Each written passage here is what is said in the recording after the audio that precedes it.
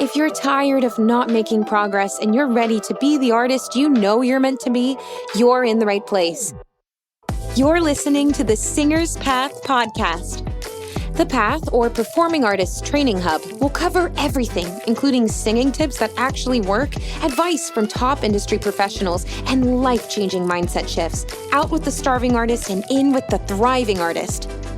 I'm your host, Sarah Bishop, professional singer, actor, educator, and entrepreneur. I'm not afraid to speak the truth and stop the gatekeeping of quality information so you can actually become the artist you dream of being. So let's get on the path, shall we? Even though we're all on our own journeys, it always helps to have a guide. Hello. Welcome back to the Singer's Path podcast. It's me, your host, Sarah Bishop. And today, as the sun gets darker outside, well, when I'm recording this, first of all, when I'm recording this, I don't know if another episode came out before then and now, but sorry for the little break, folks. I, was a little swamped because we're in the final push of developing the brand new thing that's absolutely freaking insane that you're going to lose your gosh damn minds about. But we're in the last push of that, and I had a bunch of visitors, and anyway, that's why the podcast got delayed a couple weeks. But hopefully when you're listening to this, maybe another episode came out in between that. And if not, I'm sorry. It took me a second because we were doing a whole lot of stuff behind the scenes. But the wait is over. We're going to be back in the swing of things. You'll be expecting a lot of pushes of interviews with people. Hopefully that will be coming out. I have not done them yet. So unless they cancel, then if there are no interviews after this, then it's because something came up. But we're going to be kind of diving deep as daylight savings has happened. It's darker out. It's kind of like sitting in it's about going to be solstice and it's dark outside. So we're kind of sitting in the void with things and taking stock of, what's happened in the year and where we are with our skill or with our career or with pursuing our passions. And today's episode, we are going to talk about that, just that, sitting in the void. Because when you're, especially an auditioning artist, so you're a musical theater person, you're singing and you're sending yourself tapes into the abyss, or you're an actor, you're someone that, is putting yourself on tape and you send it out, it can literally feel like you're floating through space. Like, did anyone even fracking see this? I just spent all this time on this.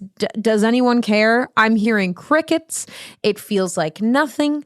And I'm going to be honest about my experience with that and what I've observed in my friends who have been very successful, and also just to validate you a little bit about what's going on behind the scenes, from what I understand from casting and from what my agent has shared, so that you can not feel so alone. Because honestly, the void of it all, the waiting, whether you're waiting to hear back from a job or you just spent all this time on a self-tape and you put it out and nothing's freaking happening, you're hearing crickets, that can be really hard.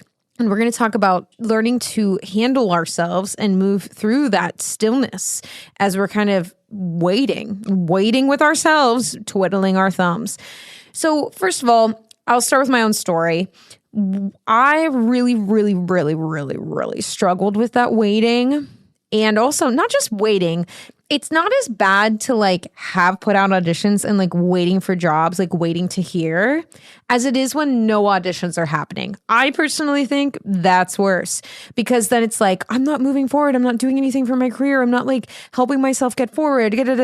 Right. So, and of course there's plenty of things you could be doing, but we need to reframe and redirect the focus, but we'll get into that in a second. But I remember thinking about that a lot. If there weren't any auditions happening, or if I even took a break away from auditions and went home, went on vacation or something, there was this just huge FOMO of I'm going to ruin it for myself if I'm not constantly available to audition and constantly available for the opportunities. That put me in real desperate Donna mode. I basically wasn't giving myself permission to live my goddamn life, because I was oh, I have to at any moment drop everything I'm doing to have an audition. Okay. So even that in itself is slightly problematic. And I learned to address that later. Really, it was my inability to sit in the in-between and sit with myself, sit with my thoughts, and really be honest with myself if this was something or a way that I wanted to continue living my life, which is just kind of waiting for the next opportunity or waiting for them to call. Again, there's going to be a reframe around this. You never have to wait, actually.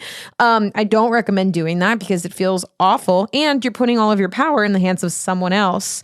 And with this new thing that's coming out, this is going to help you do this. It's going to help your brain get on board with basically reclaiming your power as an artist so you don't get put in this void of waiting.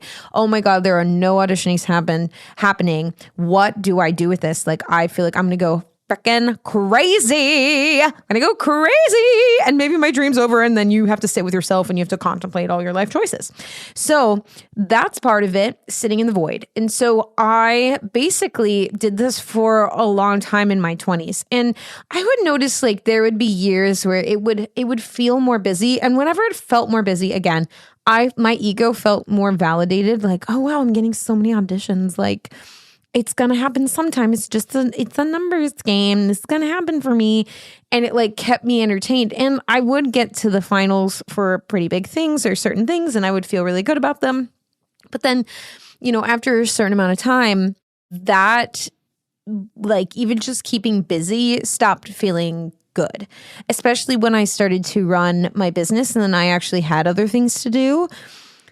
What ended up arcing me more was kind of the new way that this industry is working, which this is, of course, what I was just saying was pre-COVID. I wanted to keep busy. I wanted to get in the room. I wanted to keep, auditioning. But now it's like, it's all tapes and the void is different, right? It's like I said before, it's like you send yourself tape or you put it on the unlisted YouTube link or you put it on Vivo or wherever, put it on Actors Access, wherever you're putting it. And you don't even know if someone watches it because most of the time they'll strip it off and they'll watch it a lot of times and you won't even know that. But sometimes now what I understand, this is what I've heard from casting and my agents, and I don't know that this is for every single thing, but I think more people are actually just getting offers from tapes nowadays, or like when you get called back, that's like possibly like the final round. Now I can't speak for every production, but I know like I straight up got jobs straight from tape. I got Susan in Tick Tick Boom at a big regional theater in my hometown from that, which was kind of crazy. Like I had actually never booked anything directly off tape before because before COVID that it was like putting yourself on tape was like maybe a pre-screen thing or it was because you're on tour or something. It wasn't because like that was the audition, but that's the truth. Like that's kind of what it's turning into. And I think it's for them to save money. Like it's expensive to like have a room and pay the casting director to like go to the room and bring people in and pay the accompanist and do all that kinds of things, be in the office, have that space. So it is actually a little bit of an adjustment post COVID. Now, with that though, it really can feel like I feel like my work is getting better and nothing's happening. Like I'm not getting that feedback loop in the room. It's just me putting this out there and then like I feel so naked, right? Like why can't I get any validation at all? And again, this is why it's important to do this work, this internal work that you're going to have a program for that will help you with so that you can literally learn to hold yourself through that. It almost like since COVID, it's amplified the importance of like literally believing in yourself without any validation at all, because you don't even see the reaction from the casting director sitting there. Even if they're eating a sandwich, at least they heard you. Now it's like, oh God, did I do something wrong? Was it bad? Like it's really easy to spiral when you're sitting in that void of the unknown, and radical trust is really necessary, but it's really hard to develop radical trust when you don't have anything to base it off of, right? You're not seeing confirmation of that. And just if this is happening to you and it's driving you crazy, it's like, I was having this happen to me too, even this year, being like, damn, like, I know for a fact because I'm investing in it, because I'm getting validation, at least from my teachers and my peers, when I'm constantly in class, because that's a benefit of being constantly in class, right?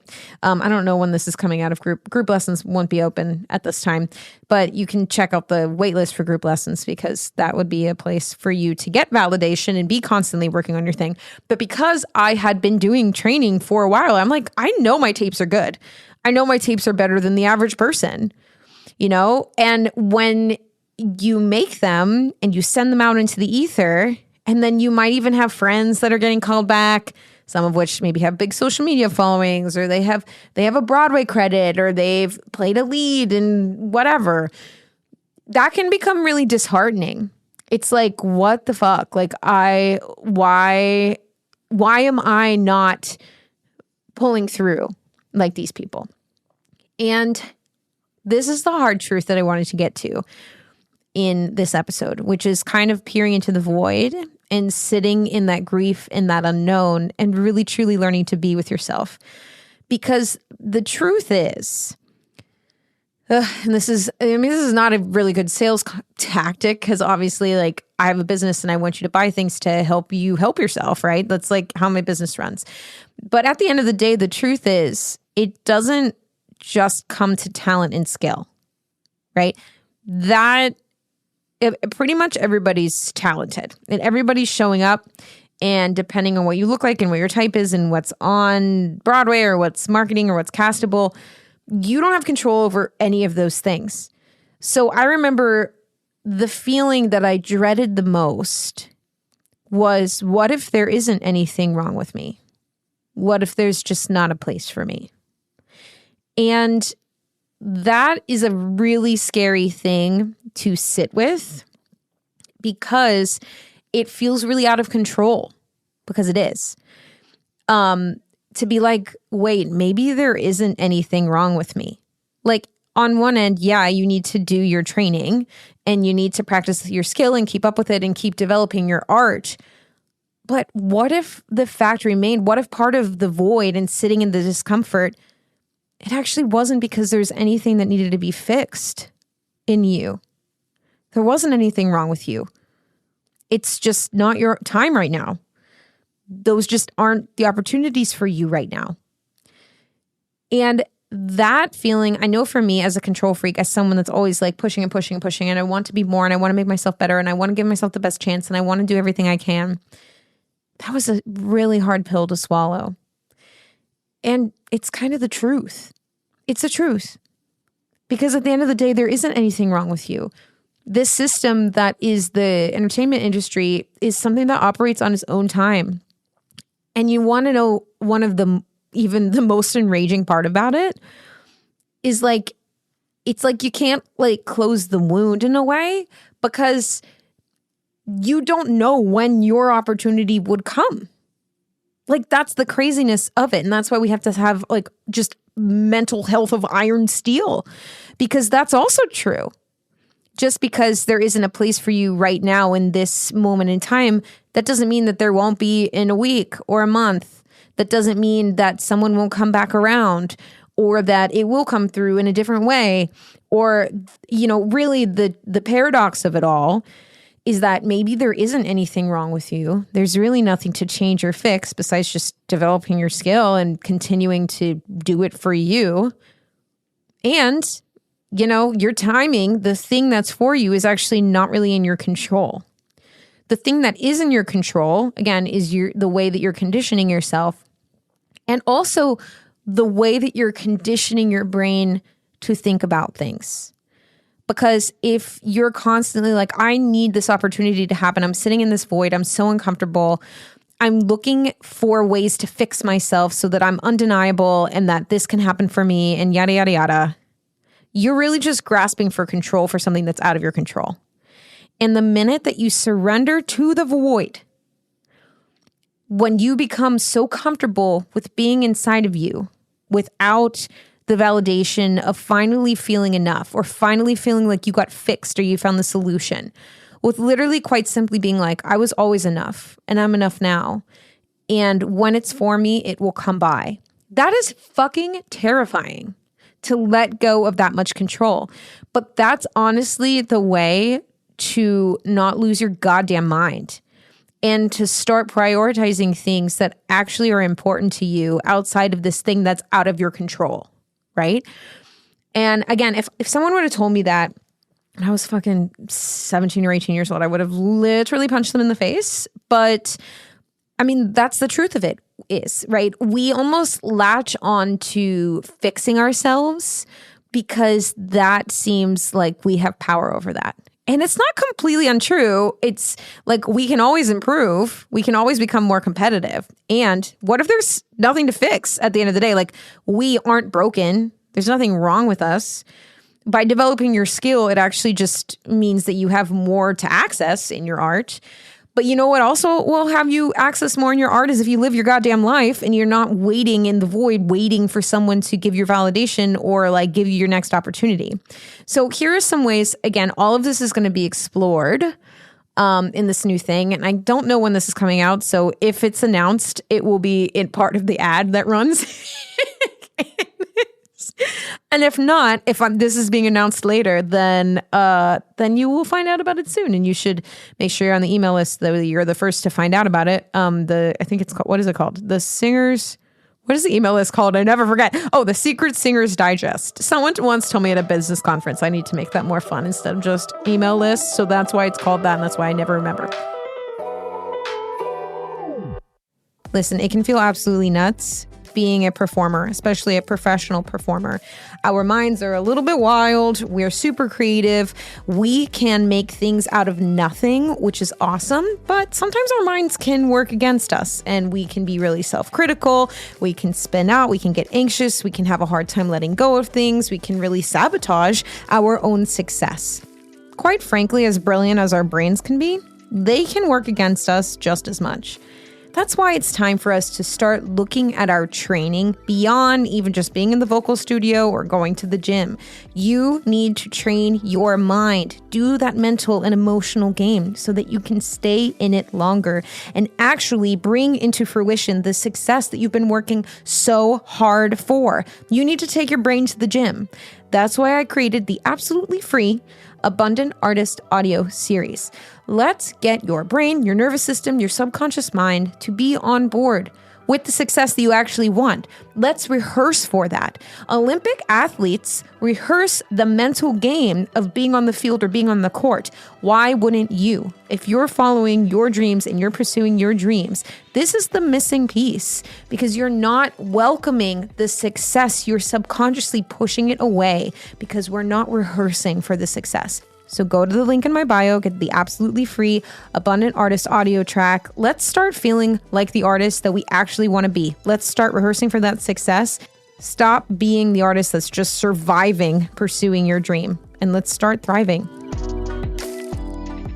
So let's get into this, right? Again, that new container, this will help with this. It will teach you how to get everything on board so that, because I keep saying like, learn to hold yourself through the void, learn to hold yourself. You're probably like, what the fuck does that mean? Well, part of it is allowing yourself to feel these deep emotions and regulate through them while building radical self-trust. Okay. But there are actual actionable steps that will teach you to do that. But some of those steps I will tell you here because, you're not going to get the step-by-step. You'd have to join the new thing to get that. But the truth is, there's two parts to this. One, you will do yourself a better service if you sit in the void with the feeling you're actually trying to avoid. Why are you trying to stay so busy all the time? Like, what are you trying to validate? So the first thing would be like, hey, what is like going on down there that I feel like I need to act like a chicken with my head cut off so I'm not fear of missing out on any opportunity. Like there's several things going down there that by you staying so manically busy and like the need to constantly be working towards something that you're actually numbing that feeling that's under there. So it could be like, well, I need to finally feel like I'm good enough, or I need to fix what's broken so that it's undeniable that I'll have success. Or I don't really like sitting. For me, I really don't like sitting with the fact that there's a part of me that really doesn't even want to do this way. Like I remember spinning out so long because I was like, actually most of me, a big majority of me doesn't really want to live this kind of lifestyle. But I was forcing myself to do it because I had all these stories attached to how I wanted to live the rest of my life. Listen, I just like royally mind fucked myself. Which by the way, if you're someone like that, please check out that free Abundant Artist audio series. My God, I don't know if that ad ran either. Whatever. Amanda's plugging that in. But if it did, please stop. Listen, we creative minds, we have great brains, but like We can mind fuck ourselves just as much as we're creatively talented, just so you know. That's free. That should be linked below. But literally that will help you unmind fuck yourself. But I swear to God, like this was something huge that I would do. It was like I was trying to not sit with the fact and be honest with myself. Like I was lying to myself for a long time, telling myself that like I was okay with this, I was okay with this lifestyle, and that the way that I coped with the lifestyle that really wasn't aligned for me all the way was like, I was like, oh, like I'll just try as hard as I can to make it happen as soon as possible so that I can do it and be done with it. Like, what the fuck is that?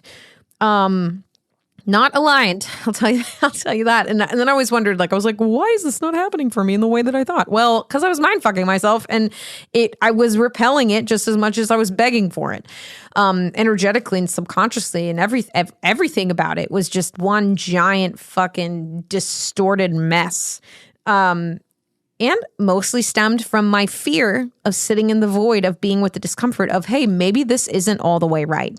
And the problem with that is like, that's what the new thing that's coming out is going to help you with, is like, how do you develop safety to be honest with yourself enough to look at that real thing? And also like, what's the benefit of doing that? You might be listening being like, well, I don't want to fucking look at that because that's scary and I don't want to feel that way. Right. Well, you'll learn in this new program what benefits you have when you are able to sit in those deep emotions. First of all, you're going to actually clear out all the baggage you have attached to it. When you sit with it and you actually look at it and feel it, right? It's like you have to look at the wound to address it and to heal it and to give it antiseptic and stitch it up. Otherwise, it's just this festering wound that you just keep fucking putting band-aids over, but like not even, it's just like this like open gaping thing happening that you're just making worse by not attending to it. Okay. So that's part of it. And the other part of it is once you tend to it, it actually makes space and it finally relieves the pain that you're trying to avoid. And then you can actually start to discover, because you're not as attached to any particular outcome anymore, you can start to discover what's actually for you and the thing that is going to actually make you happy and the thing that you actually want.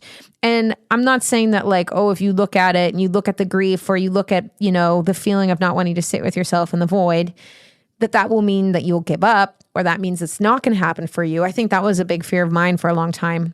It was like I was running and pushing to get this thing to happen because I was afraid that if I just looked at it and accepted the pain that I was in and what I was trying to get by getting this achievement, I think there was a part of me that was like, well, I can't give up. Like, and it can't possibly be that I was good enough all along, because that meant I would have had no control all along and this wasn't for me in the way that I thought it was. And I spent so much time pushing it for it this way, like that would make me a failure. And I don't want to be someone that just gave up on their dreams. Let me also say this. This is going to sound jaded and crazy, but like, let's be clear. Just because like someone has a stereotypical, like, I want to be on Broadway dream, doesn't mean that other people who have other dreams and want to do other things with their life, like that their dreams are less valid.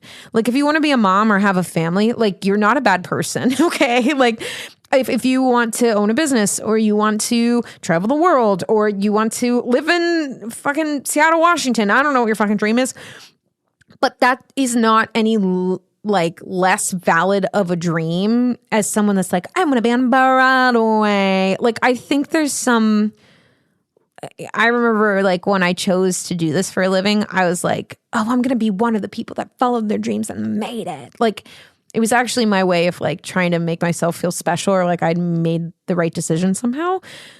But really, the truth is that it's okay if your dreams change, right? There was a whole episode on this. But I think sometimes people, when this is the goal of my podcast to begin with, I think people don't really understand what it's like to actually be a working artist. Like this podcast is about making that transparent and making you hopefully feel seen in the realities of what it's actually like. Because I think a lot of people like they see, you know, mainstream media and they like go to one Broadway show or they go to a concert or they see this thing and they see their favorite artists and they go, that's what I'm going to do for the rest of my life. That is exactly what I'm going to do. But without like the proper knowledge or understanding of what the lifestyle is really like, they're not really I think that's unethical because they're not really consciously aware of what they're signing up for. So anyway, I'm kind of getting on a tangent here about why this podcast exists. And I'm not saying that like someone that's pursuing their dreams and is like, I'm finally going to pursue my dream. Remember, I'm not saying that that's a bad thing. Like clearly I have that dream as well. I'm just saying like it's not the only dream that can exist and it can't be your whole fucking personality because first of all, you'll be boring as fuck and you'll have a hard time having relationships with people and it'll also hurt your art, okay? Because you need to be a real functioning human that's multifaceted to be fucking interesting to watch. So anyway, that was another tangent. But with all of that, if you can start to look at the discomfort around the void. Why am I feeling uncomfortable if it's not working out in the way that I thought it was? Why, what about this when I send my tape out to someone and I don't have control over whether they watch it? Why do I I automatically assume, well, it must have been trash and that's why I didn't get called back. Is there a world that actually it was good? That actually there isn't anything wrong with you. And actually, if you are able to sit in your trust and just keep your head on, and the action that you can take is actually just make your own shit. No one's stopping you from being active. Actually, as an artist, your job is to audition and to make things. That's your actual job.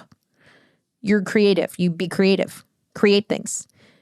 If you can reframe and redirect yourself in the void from being, I need you to hire me so I finally feel good enough to escape this feeling of never feeling good enough, you redirect that and go, hey, in this void of discomfort, I'm actually reclaiming my power. I don't need you to give me this job, or I don't need this thing, and I don't need to get a call back. I don't need any of these things that are outside of myself because I already know that I'm not broken.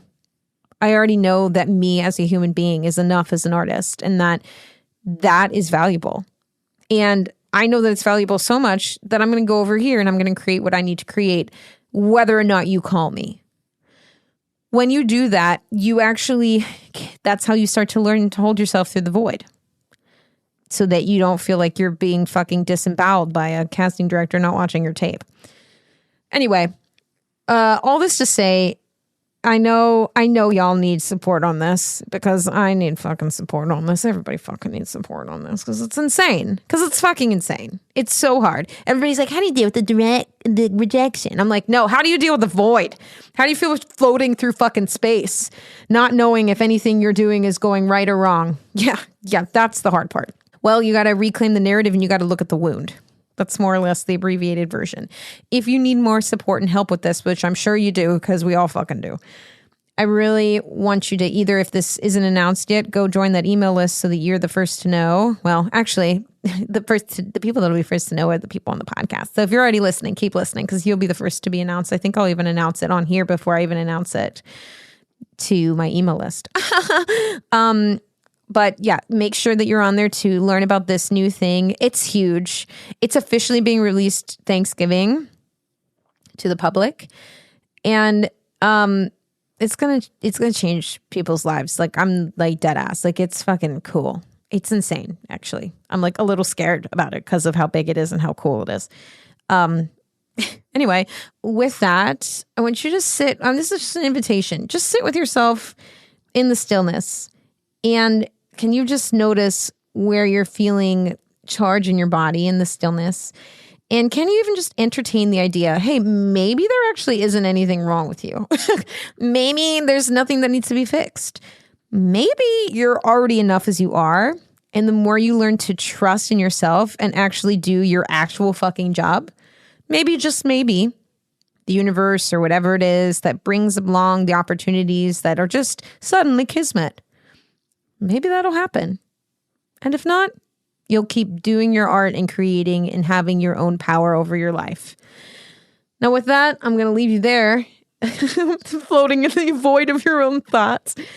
And I will talk to you next time on the Singer's Path podcast.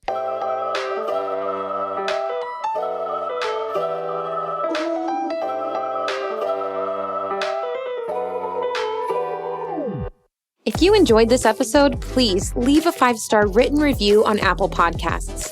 This helps me get this information out to more artists all over the world. Let's work together to spread the joys of music. Until next time, I'm your host, Sarah Bishop, signing off from the Singer's Path podcast. Thanks for listening.